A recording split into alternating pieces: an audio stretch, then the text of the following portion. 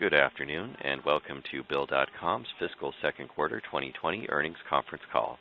Joining us today for today's call are Bill.com CEO Rene Lacerte and CFO John Rene. At this time, all participants are in a listen-only mode. After the speaker's presentation, there will be a question-and-answer session. To ask a question during the session, you will need to press star one on your telephone. With that, I would like to turn the call over to John Rene for introductory remarks. John? Thank you, Mike. Welcome to Bill.com's fiscal second quarter 2020 earnings conference call. We issued our earnings press release a short time ago and furnished the related Form 8-K to the SEC. The press release can be found on the Investor Relations section of our website. With me on the call today is Rene Lacerte, Chairman, CEO, and founder of Bill.com. Before we begin, please remember that during the course of this call, we may make forward-looking statements about the operations and future results of Bill.com that involve many assumptions, risks, and uncertainties. If any of these risks or uncertainties develop, or if any of the assumptions prove incorrect, actual results could differ materially from those expressed or implied by our forward-looking statements. For a discussion of the risk factors associated with our forward-looking statements, please refer to the text in the company's press release issued today and to our periodic reports filed with the Securities and Exchange Commission, including our prospectus filed with the SEC on December 12, 2019. We disclaim any obligation to update forward-looking statements. On today's call, we will refer to both GAAP and non-GAAP financial measures. The revenue financial figures discussed today are non-GAAP, unless stated that the measure is a GAAP number. Please refer to today's press release for the reconciliation of GAAP to non-GAAP financial performance and additional disclosures regarding these measures. Now, I'll turn the call over to Rene. Thanks, John, and good afternoon, everyone. Thank you for joining us today for our first earnings call as a public company. We are excited to share our fiscal second quarter results as well as an overview of our business. I would like to start by thanking our customers, strategic partners, long-term and new shareholders for supporting our mission. And I want to extend a special thank you to all Bill.com employees who work hard delivering value for customers every day. Our success is dependent on their passion and dedication. Since this is our first quarter as a public company, and many of you may be new to our story, I will spend a few minutes introducing Bill.com. Then I will provide an overview of our fiscal second quarter results, discuss a few highlights for the quarter, and finally, I'll turn the call over to John to cover our financial results in greater detail. He'll also be providing you with our fiscal third quarter and full-year outlook before opening the call for Q&A. As a fourth-generation entrepreneur, I have a deep appreciation for the challenges associated with running a small business. I vividly remember the pain of managing the back office at PayCycle, the first company I founded. I was drowning in paper, handling bills and invoices, digging through filing cabinets to locate contracts, and looking for answers by leaving sticky notes all over the place. I realized that I was managing the back office no differently than my grandfather had 60 years earlier. I hadn't started my own business to spend my time chasing people and paper. This was the early 2000s, and I saw that the web was going to change everything. I sensed that the web could solve the mess I and many other small and mid-sized businesses, SMBs, were experiencing. That's why I started Bill.com, to clean up the back office mess and give back valuable time to SMBs so they can focus on what matters most to them. Customers use our cloud platform to generate and process invoices, streamline approvals, send and receive payments, sync to their accounting system, and manage their cash. Bill.com weaves software and payments together, and the result is a more efficient and reliable financial operation. We have built sophisticated integrations with popular accounting software solutions, financial institutions, and payment processors, enabling our customers to connect these mission-critical services seamlessly. As a result, we become central to an SMB's accounts payable and accounts receivable operation, as evidenced by our customers electronically exchanging more than 8,000 messages per day, approving more than 2.4 million bills per month, and storing almost 45 million documents per year as of June 30th, 2019. Today, tens of thousands of customers trust our platform to manage their financial workflows and process their payments. which total billions of dollars annually. And our platform extends well beyond our customers. In fact, as of the end of our last fiscal year, we had over 1.8 million network members. Members consist of our customers as well as their suppliers and clients that collaborate on our platform and exchange electronic payments. Hence, our mission. We make it simple to connect and do business. Now that I've provided a short overview of who we are, I'd like to spend a few minutes talking about our opportunity. SMBs represent a significant and critical component of the U.S. economy. SMBs are businesses with fewer than 500 total employees as defined by the Small Business Administration. In 2018, there were approximately 30 million SMBs in the United States, which provided employment for over 47% of all U.S. workers. This group was responsible for a third of goods traded by value. While 24 million of these SMBs are sole proprietors, we focus on serving the over 6 million firms with employees. SMBs large enough to have employees tend to have a greater need for more advanced accounts payable and accounts receivable processes. Importantly, these SMBs remain largely underserved by current software solutions. According to IDC, in 2019, small and mid-sized businesses are planning to spend approximately $65 billion on software in the U.S. alone. We believe that we are well positioned to capture some of that spend. We estimate the annual addressable market for the services we offer today to be $9 billion domestically and $30 billion globally. We derive these estimates by multiplying our average fiscal 2019 revenue per customer of $1,500 by each of the 6 million domestic employer firms and the 20 million small and medium-sized businesses worldwide. In addition to the software opportunity, our platform enables us to pursue a large and growing payments opportunity. According to a 2018 MasterCard report, North American companies make approximately $25 trillion of business-to-business payments annually. And according to Deloitte, the U.S. market for SMB payments is expected to exceed $9 trillion in 2020. Finally, over 90% of SMBs still rely on paper checks, according to a survey by the SMB Technology Adoption Index. As more SMBs move to digital payments, we believe Bill.com is well positioned to capitalize on this evolution. SMBs span all industries and geographies. We've developed a powerful go-to-market strategy that enables us to reach them wherever they are in a cost-effective manner. Our direct-to-SMB strategy leverages digital customer acquisition tools and is supported by an efficient inside sales team. We build awareness through industry trade shows and word of mouth. In 2019 customer survey, half of new customer respondents indicated they first became aware of us because they used our platform at a prior company or heard about us through a colleague.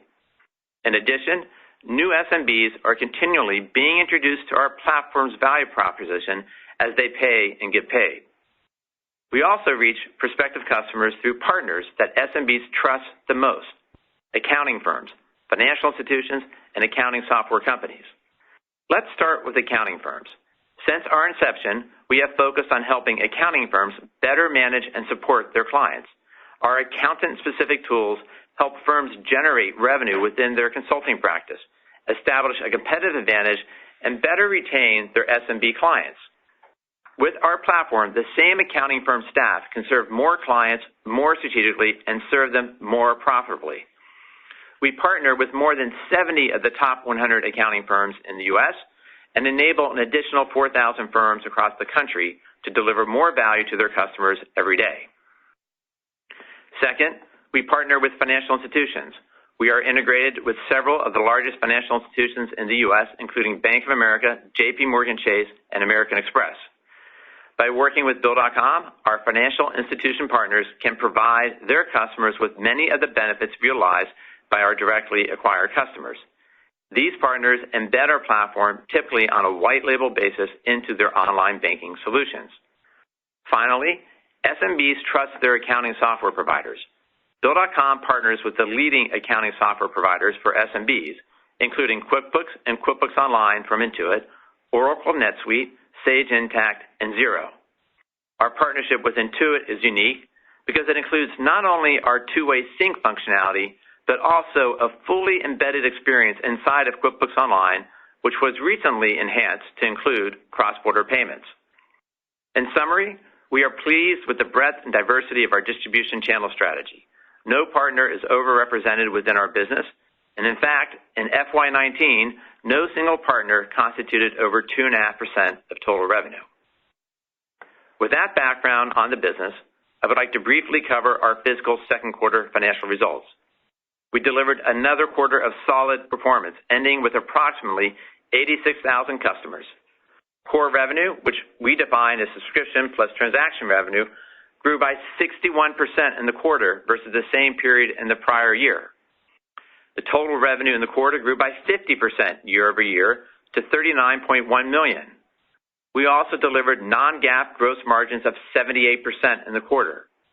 We generated a non-GAAP operating loss of $4.5 million, reflecting the investments we are making to build out our platform and in our go-to-market distribution channels. John will discuss our financial results for the quarter in greater detail in a few minutes. But first, I'd like to give you a sense of the types of customers we serve. One of my favorite examples is Niche, a modern lighting company founded by Jeremy Piles. When I talked to Jeremy about why he uses Bill.com, he summarized by saying, and I quote, "I like to pay people on time. I like to treat my vendors fairly. This requires knowing answers to questions like what bills are due, are they approved, who ordered this stuff, did I know about this, did we even receive it?" End quote. You may have heard what Bill.com did for Jeremy from our previous presentations. Our platform added a level of process and control that was missing. He was able to offload routine tasks while still being confident that no one could make payments without him giving final approval. Bill.com gave him the ability to delegate with confidence, solving the biggest challenge a small business owner has, relinquishing control over the back office details so that he could focus on the reason he started his business, to design and make unique and beautiful glass light fixtures. Jeremy's experience was exactly the same as mine at PayCycle. Everything was great in the front office, but the back office needed reinvention. Niche is just one example of how our platform changes the way an SMB operates. We are committed to continually improving our customers' experience on our platform. As an example, during the quarter, we extended the reach of our cross-border offering. We now support payments to over 130 countries and over 100 currencies. With Bill.com, customers benefit from using the same workflow and system of record for both domestic and international payments, including syncing with leading accounting software. Here is what one of our customers, Jerry Victor, Director of Finance and Accounting at Spikeball, said about the impact of our new cross-border service on his organization. In 2018, we paid 1,800 bills through Bill.com, a 63% increase over the previous year. Without Bill.com, we would have had to hire at least one more full-time accounts payable person to print out all of those invoices and manually cut checks. Bill.com also enables us to pay international suppliers. Given the number of bills we pay as well as the currency amount, it took a lot of administrative time for the complex tasks required when paying through banks. With Bill.com, it's a one-click solution. It's a lifesaver. End quote. A second example of the expansion of our platform that I'd like to showcase is how we continue to leverage our AI capabilities to improve the customer experience. In addition to automatically reading incoming bills to pull out critical invoice information and eliminate manual data entry, we are now able to detect international bank account details and currency denominations automatically. We use this information within the AP workflow to speed the processing of the bill and make an electronic payment in the vendor's preferred local currency. This enables us to make the processing and payment of an international invoice as easy as a domestic one. I'd now like to focus on recapping our growth strategy. We see 5 major opportunities to drive continued growth. First, we will focus on acquiring new customers. We believe there is an opportunity to further invest in sales and marketing activities to drive awareness and adoption of our platform by new customers. Our expanding ecosystem of strategic partners and accounting firms also provides us with a strong pipeline of SMB signups. Second, we will seek to increase adoption by existing customers. As we become more integral to an SMB's back office, we increase the number of our customers' employees who become regular users. Over time, we also typically increase the number of payments processed per customer as well as adoption of new products. Third, we will continue to focus on growing the number of network members. As customers connect with their suppliers and clients through our platform, our network member expands. As companies are added to our network, we leverage our data algorithms to present more targeted network recommendations to our customers. With a single click, our customers can then accept these recommendations and instantly do business with these network members. This creates an organic flywheel effect that improves the reach and visibility of our platform and powers our customer acquisition efforts. Fourth, we will expand our platform capabilities. We continue to invest in R&D to enhance the breadth and depth of our platform.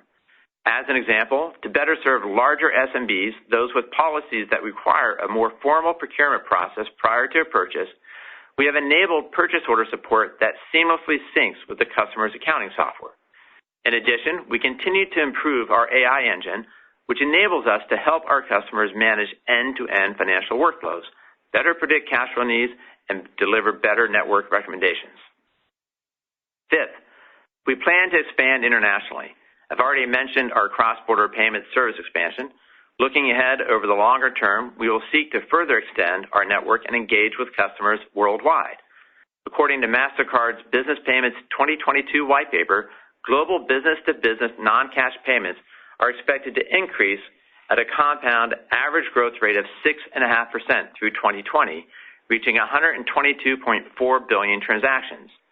This is a significant opportunity that we believe Bill.com's platform is well suited to serve. This is the beginning of our life as a public company, and we believe the opportunity ahead grows every day. We are still in the early stages of enabling SMBs to automate their financial operations, and we look forward to continuing our mission to make it simple to connect and do business. Now, I'll turn the call over to John to discuss our financials in more detail. John? Thanks, Rene.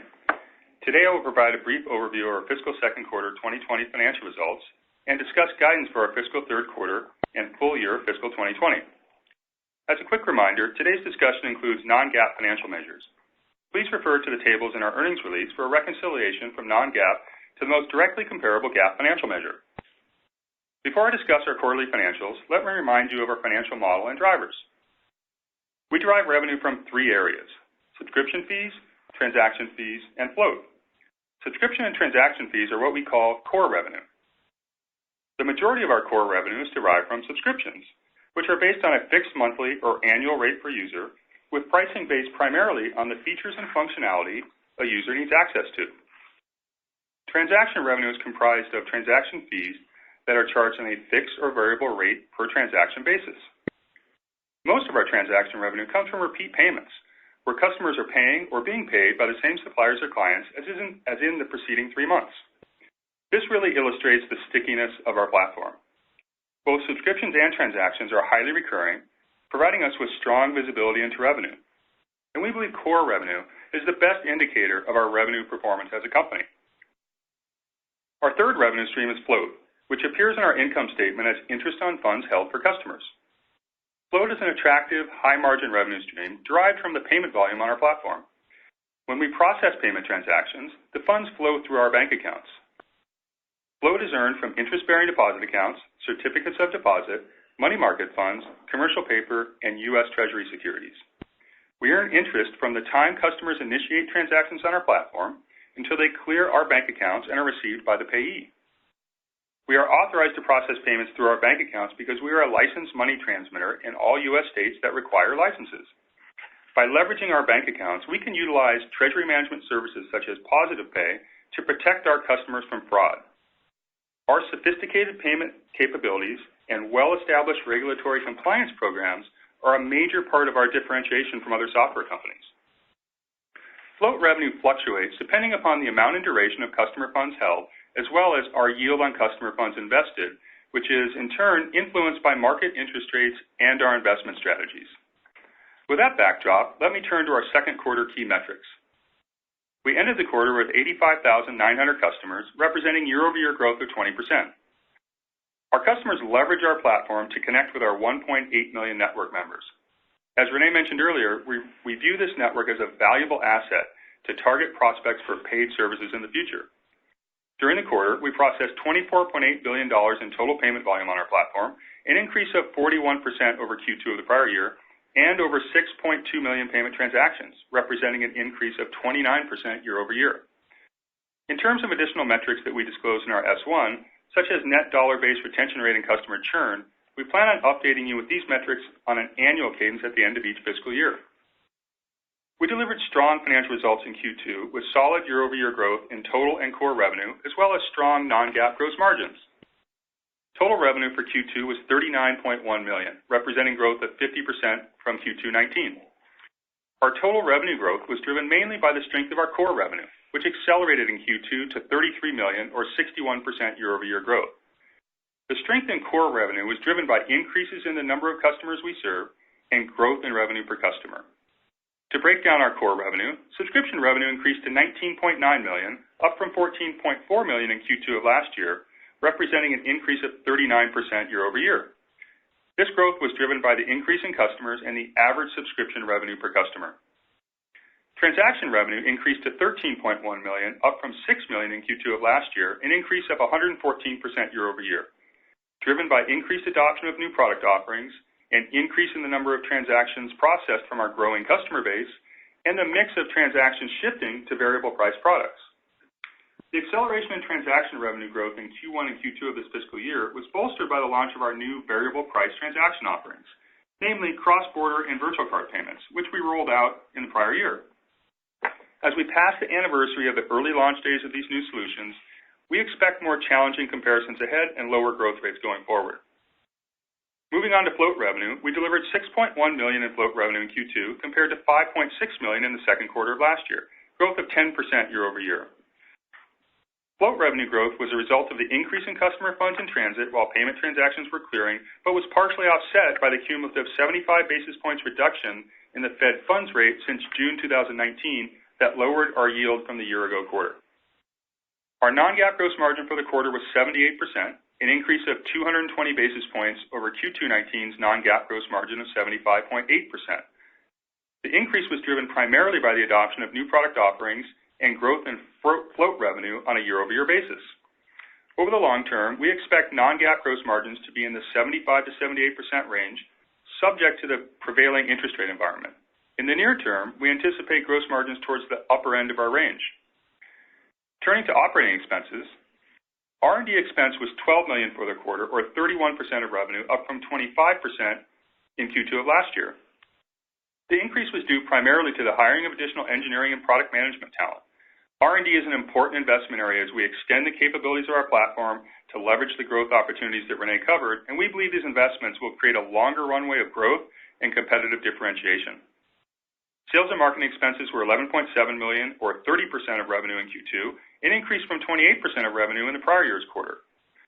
Given our large TAM and efficient customer acquisition economics, you can expect us to continue to invest in sales and marketing initiatives to support fiscal 2020 and beyond to drive continued market momentum. G&A expenses were $11.3 million, or 29% of revenue, up from 23% in Q2 of fiscal 2019. Our G&A as a percentage of revenue is higher than some of our SaaS software peers because we incur expenses related to risk management and the regulatory requirements associated with our proprietary payments capabilities, including cost to maintain money transmitter licenses. As I mentioned earlier, we believe that these investments differentiate Bill.com and create a competitive advantage for us. During Q2, we also incurred additional expenses related to our preparation to operate as a public company, and some of these expenses will be ongoing. We expect to achieve operating leverage in the G&A area as we scale the company over the long term. Our Q2 non-GAAP operating loss was $4.5 million as we continue to make investments in our platform and go-to-market capabilities. Our non-GAAP net loss was $3.6 million, or a loss of 6 cents per share based on 62.8 million basic weighted shares outstanding. Because we had a net loss on a GAAP basis, our diluted share count was the same as the basic share count for both GAAP and non-GAAP EPS calculations.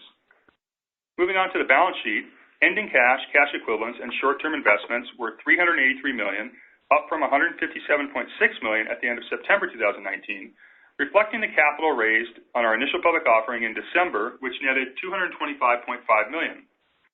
As of December 31st, 2019, we had approximately $1.5 billion in client funds on our balance sheet, which was up slightly from the end of Q1, due in part to total payment volume of $24.8 billion in the quarter.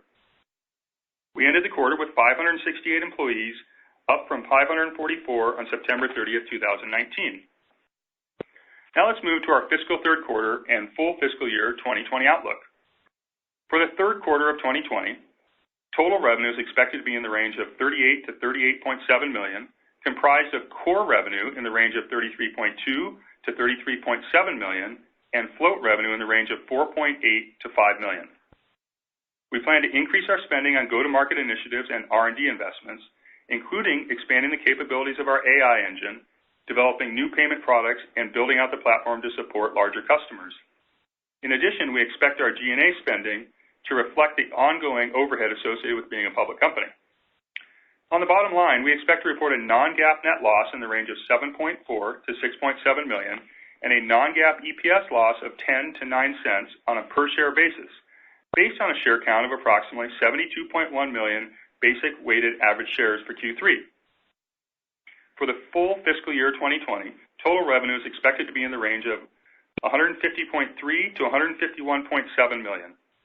Core revenue is expected to be in the range of $129 to $130 million, and float revenue is expected to be in the range of $21.3 to $21.7 million, based in part on an assumption that the average Fed funds rate will decline by 25 basis points in March 2020. We expect a non-GAAP net loss for fiscal 2020 in the range of $21.7 to $20.3 million, or on a per-share basis, a loss of 32 to 30 cents, assuming basic weighted average shares outstanding of 66.9 million for the full fiscal year. We expect stock-based compensation expense of approximately $5 million and $5.5 million in Q3 and Q4 fiscal 2020, respectively. Moving on to our capital expenditure plans, we filed an 8K in early January after entering into an 11-year lease agreement at the end of December for a new headquarters in the Bay Area. This brand new building will give us much-needed expansion space to accommodate our new hires. Our preliminary estimate is that the net spend will be approximately $20 million for the facility build-out over the next 4 quarters. We also expect to spend an additional $2 million per quarter on other capital needs, primarily related to our technology infrastructure to support our continued business expansion. This equates to a total CapEx spend of $28 million over the next 4 quarters.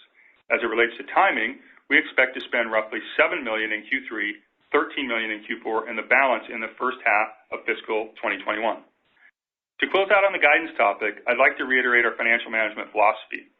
We are committed to building a profitable business over the long term, but for the foreseeable future, we will continue to prioritize revenue growth, acquiring customers, and platform enhancements over improving operating margins because we believe this gives us the most sustainable growth and competitive advantages as a business. We will obviously monitor our performance closely and adjust our priorities as necessary if circumstances change.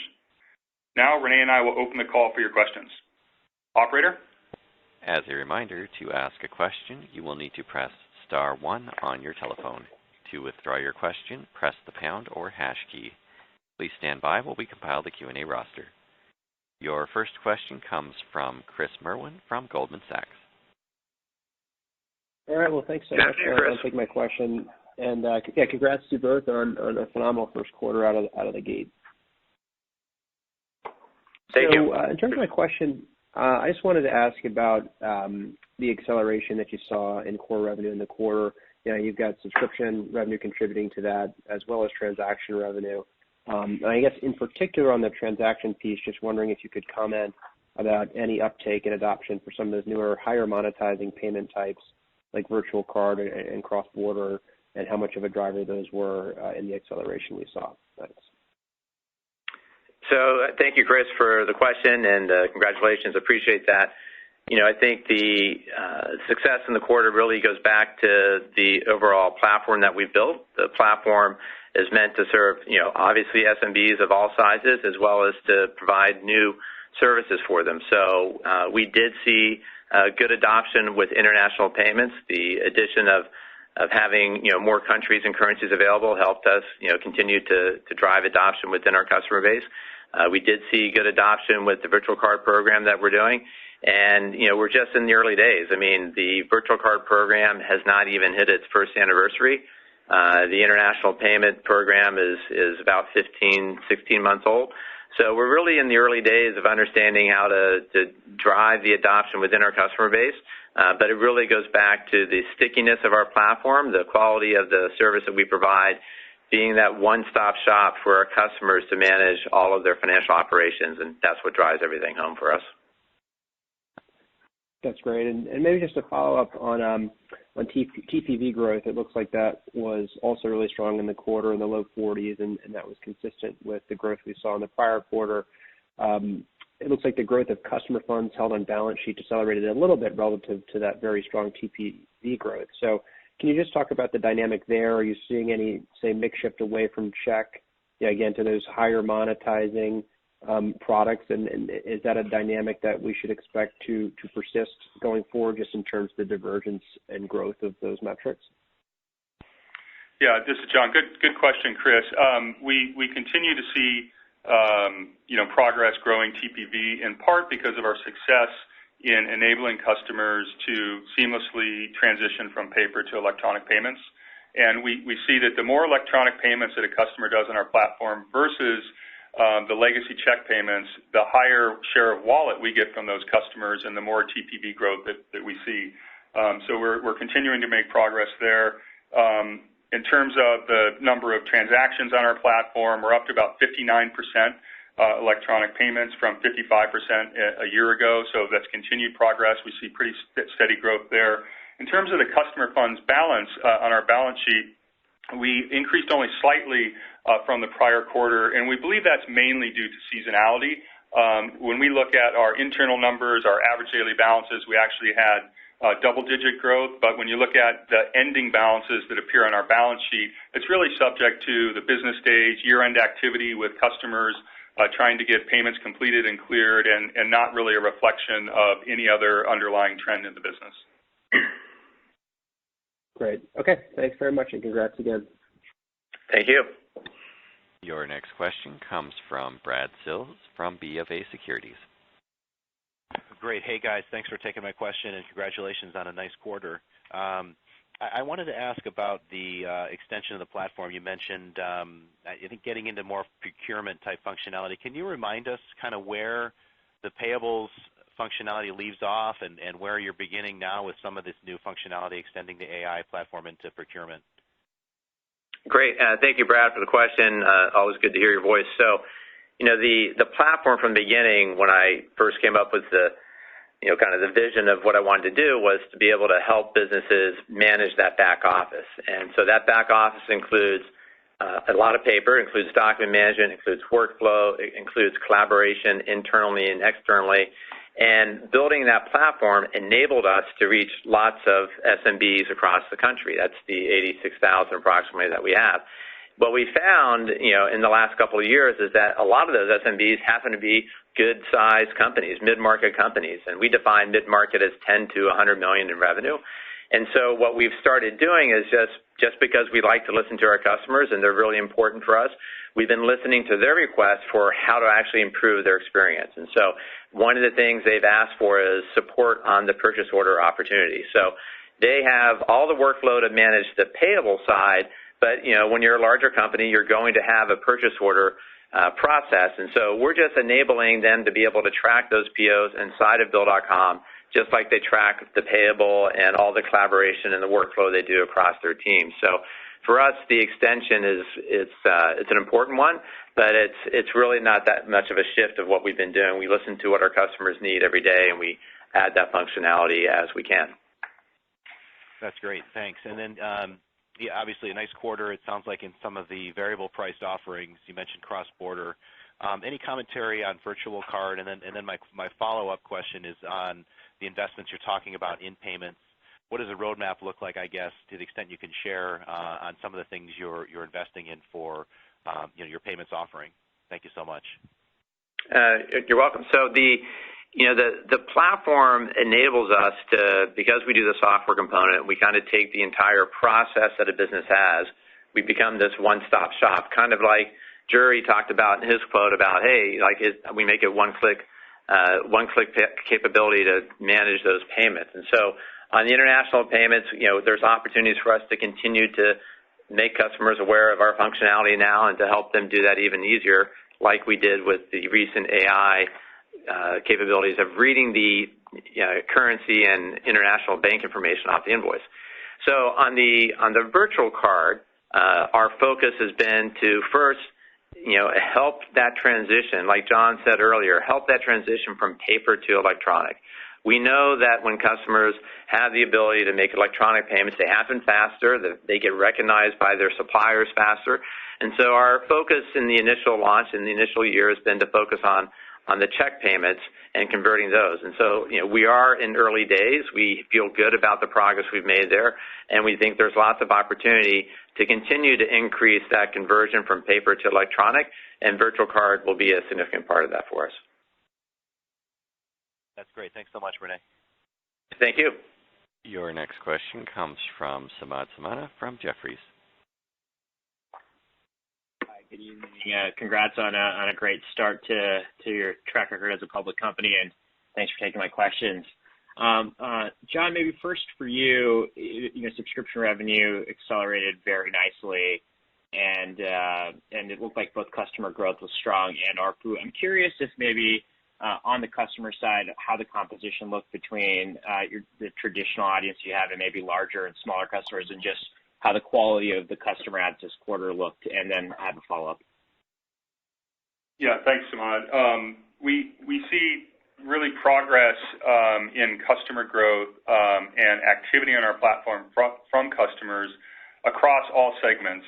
As we talked about previously, we see a lot of demand from larger customers. Rene mentioned that a minute ago. We've started to enhance our platform to serve some of the larger customers and their unique needs, as well as we have a great track record with small customers and making it really simple for them to make the transition from paper to digital. So we didn't see any new trends there. Historically, the way our model works is that a customer starts with us, and then over time, they add more users as we further penetrate their organization, and we get a larger share of their transactions and share of wallet. That expansion within the organization happens organically. It's something that customers do on a self-service basis. It's not driven by incremental sales and marketing expense that we have. And what that leads to is increased subscription revenue growth from existing customers, obviously in addition to new customers who are bringing new users on the platform. That's helpful. And then maybe just as a follow-up, Rene, when I think about the financial institution partners, I know that's a key part of the strategy. Any updates on maybe progress with some of the newer relationships and some of the expansions that you've had there recently? And again, thanks for taking my questions. Thank you, Samad. I think, going back to, our multifaceted distribution approach of serving customers where we find them, and that's important and integral for the massive market that's in front of us. So the financial institution partners that we have, JP Morgan Chase, Bank of America, American Express, these are all critical. These are white label solutions. These are, financial institutions that spend billions of dollars on R&D, and they've chosen our platform to help their business customers move from the paper world to the digital world. So the progress we see is that we continue to have lots of great conversations with our existing partners about doing more together, and we continue to get, plenty of opportunities to partner with more institutions. So our focus is really on how do we extend the reach of our platform? How do we make sure we do that so that customers get the benefit? And having partners that are aligned strategically is something that's important for us, and that's how we focus on building out the network that we have of financial institution partners. Your next question comes from Josh Beck from KeyBanc. Thanks, Rene and John, for doing the call. Really appreciate it. I wanted just to ask high level, were there some other areas of positive surprise versus your plan? Certainly you had some really good momentum, it sounds like, with the quality of customers that you're bringing on, and certainly some of your transactional products. Anything else just to call out high level that was the area of positive surprise versus your plan? Josh, good to hear your voice. Entrepreneurs are optimists, so there's lots of positive things in life. So, what I would say is that across the business, you see the results.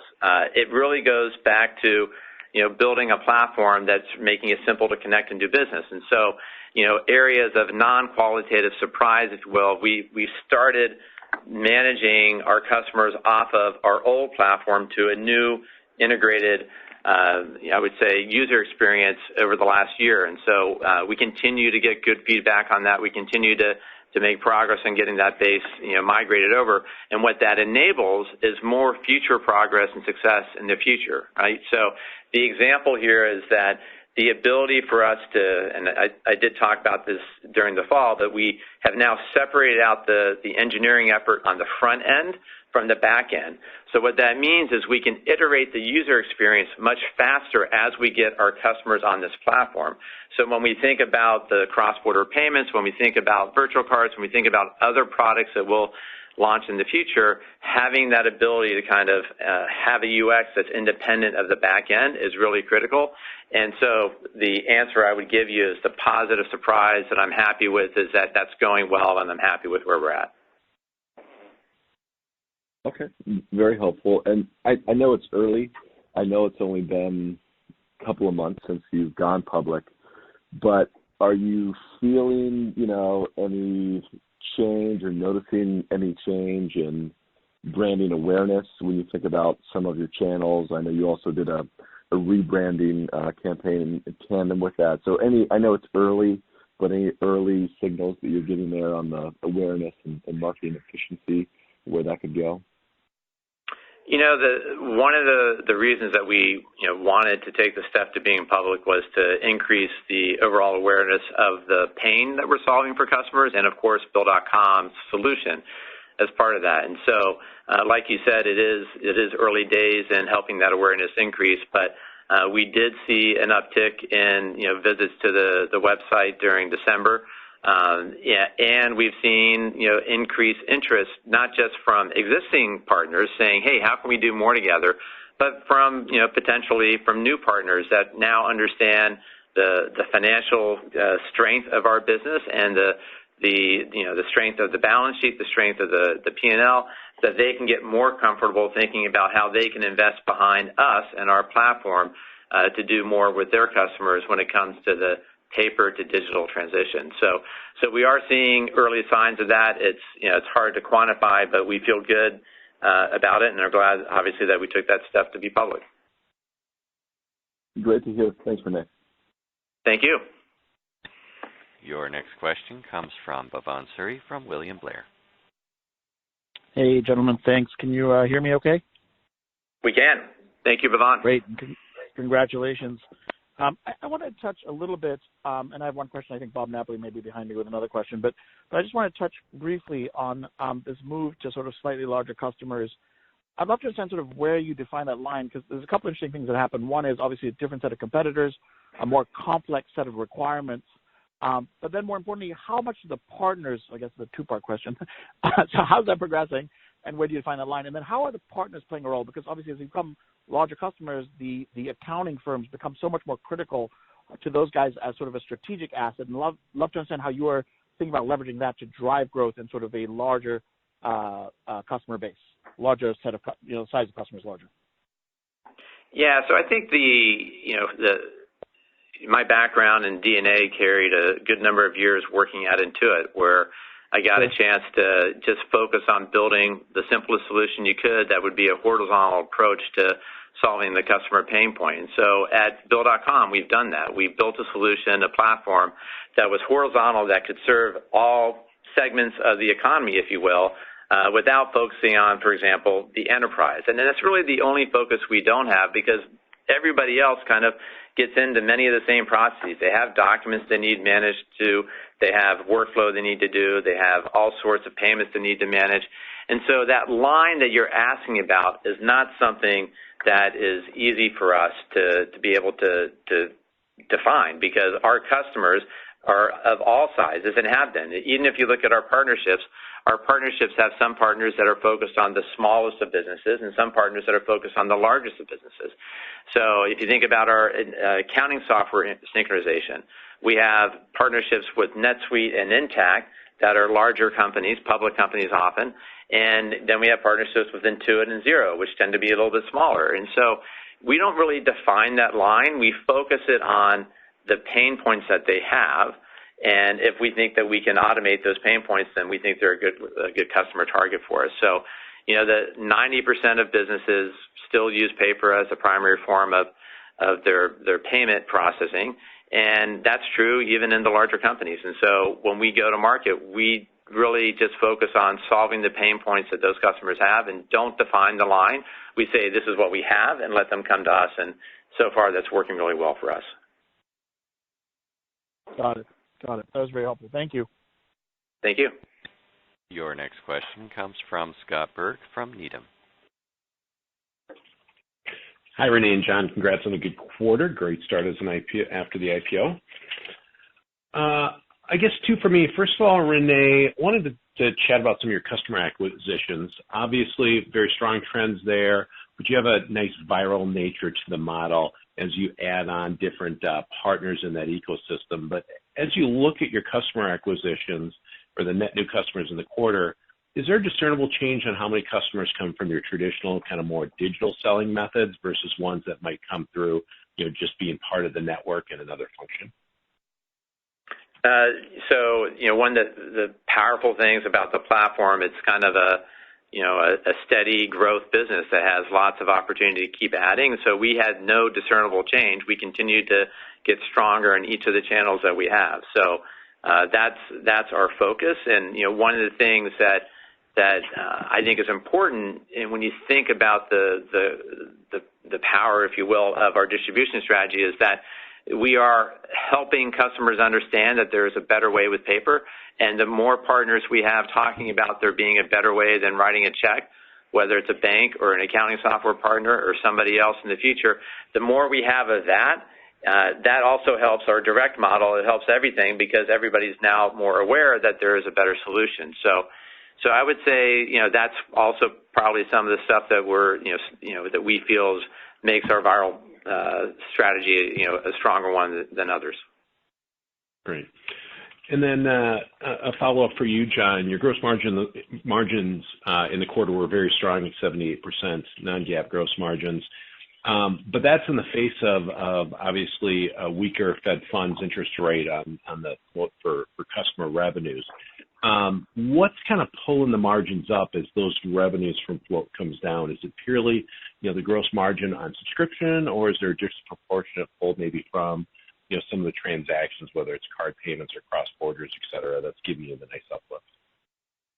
Yeah, thanks, Scott. So as you saw with the results, we had strong subscription revenue growth, which is sort of the anchor or the foundation to our revenue model. And like other SaaS companies, we have very high margins on subscription revenues. And the other thing that happened in the quarter is, notwithstanding the decline on a year-over-year basis in our yield on float, it actually came in ahead of our expectations. That helped margins. And then finally, with transaction revenue growth that we delivered 114% year-over-year, driven really by the activity of our customers, the number of transactions increasing 29% year-over-year, and then the revenue per transaction growing significantly, really from the adoption of some of our new products. Rene mentioned it's still early in the rollout. We're not fully penetrated in our base yet, but we're seeing early signs of that. And generally speaking, just directionally, the newer products that are priced on a variable basis tend to have a higher margin than the fixed price products that we sort of built the business with over the last 10 years or so around check and ACH. So it's really just the progress that we're making at driving adoption, and in particular with electronic payments that's been the short-term boost to gross margins. Got it. Super helpful. Thanks for taking my questions. Your next question comes from Bob Napoli from William Blair. Thank you, and good afternoon, and congratulations again, Rene and John. Rene, following along with you all these years, it's great to see the success you guys are having. Thank you, Bob. As far as just a question to follow up on an earlier question, if you would, you talked, Rene, about it being early days on cross-border and virtual cards. What is the penetration rate on virtual cards or cross-border, and what do you believe it can be? And one of the questions on the roadshow frequently was that small businesses don't do that much cross-border, which I think is not correct. And so if you could just talk about the penetration rate and the size of the opportunity and what you think those penetration rates could be. Okay, great. Thanks, Bob, and thanks for all the support over the years and all the conversations. So, when we look at cross-border payments and virtual card payments, the way we decided to get into the market was to kind of, look at the potential. And what we saw was that for both, we thought there was billions of dollars of TPV within our existing base. And so our focus is on how do we get, that TPV onto those programs, whether it's virtual card or cross-border. And so, we are in the early days, but nothing has changed our assumption to tell us that it's not the billions of dollars that we felt was out there. Okay. All right. So we'll let that go there. Then your R&D obviously is up, quite a bit over the prior year, almost 100%. And you've talked about new products, but international, and so can you maybe give a little more color on where those R&D dollars are going? I know you've mentioned international besides cross-border. I think actually moving international to sign up international customers. I wonder if that's on the docket. And then it seems like you have a very large opportunity in providing a working capital product, probably with your partners like American Express or JP Morgan. So just some thoughts on the R&D spend, the move to international, and then potentially a working capital product. Yeah, so the R&D spend is increasing because the opportunity that we see to reach more customers gets stronger every day, right? So how we reach those customers, and as you think about the crossing the chasm methodology, as you get into the early majority and late majority, your solution has to be simpler. It has to have simplicity at its core. And while I think our solution 2 years ago was simple, there was an opportunity for us to invest in that user experience to really simplify how they experienced everything that we do for them. And so this transition that I referenced of taking customers onto our new platform, that's a significant part of the R&D investment. And what that means, some examples of things that we've added into that new platform is we've added the ability to read the invoices, right? So we have an AI team now that is helping us understand how to digest all this paper, the 45 million documents a year that we referenced in the S1 for FY19. How do you take that data that's unstructured and then apply it to a business so they can manage their payables and receivables more efficiently? And so we launched IVA about a year ago. We continue to make enhancements on that platform so that customers don't have to do that data entry. In addition to the AI component of customer experience, there's also the AI component on a risk perspective, right? So we manage, on a run rate basis, we manage $100 billion a year now. So having a platform that's at scale requires us to invest behind that scale and to get in front of where we're going. And so, these are things that aren't necessarily facing to the customer, but they're really, really critical for us to invest in ahead of time. So the international and virtual card programs are ones where we're able to monetize that investment that we're doing on the platform. But all these others, our customers are getting the benefit of that, and that gives us the ability to make the platform more valuable for our customers. So we feel really good about the investment, and I'll continue to invest behind that strategy when I see the opportunity in front of us. Great. Thank you. Appreciate it. We have time for one more question. Your last question comes from Richard Davis from Canaccord. Hey guys, this is Luke on for Richard. Thanks for taking the question. So you're welcome. In the private markets today, we have interesting up-and-comers such as Brex, Zoho, Scale Factor, and then you have more tenured guys like Sage Intacct, who is of course a partner of yours. Just taking a broader perspective on this landscape, could you remind us how you think about and view the partner and competitor ecosystem evolving over the next few years? Thanks. Sure. Thank you, Luke, for the question. And when when we look at the market and you think about the complexity of what it is that we've built over the last 13 years, it's significant, right? So we have the ability to manage all of the documents, the ability to manage all of the workflow, the ability to manage all of the payments, whether they're international payments or check payments or ACH payments or virtual card payments. We have the ability to integrate all of that with multiple different accounting systems. And then we do that on a white label basis for customers that need it. And then we do that for accountants on a basis where they're able to have their brand exposed as well. That depth of the platform is just something that we don't see other people building and designing from the beginning around. So when we see other competitors, they tend to be taking components of what we do and focus on that. And so, we have a belief in, that our strategy of this broad platform is the only way that we're going to be able to fulfill, or anyone can fulfill, the mission of making it simple to connect and do business. And so that remains our focus, and that won't change. And so, that's probably all I can have to say on that particular question. That's great. Thank you very much. Thank you. And that was our last question. I will turn the call back over to the presenters. Thanks again, everyone, for joining the call today. We believe in our mission and are very excited about the opportunity ahead of us, and thank you for your participation. Ladies and gentlemen, this concludes today's conference call. Thank you for participating. You may now disconnect.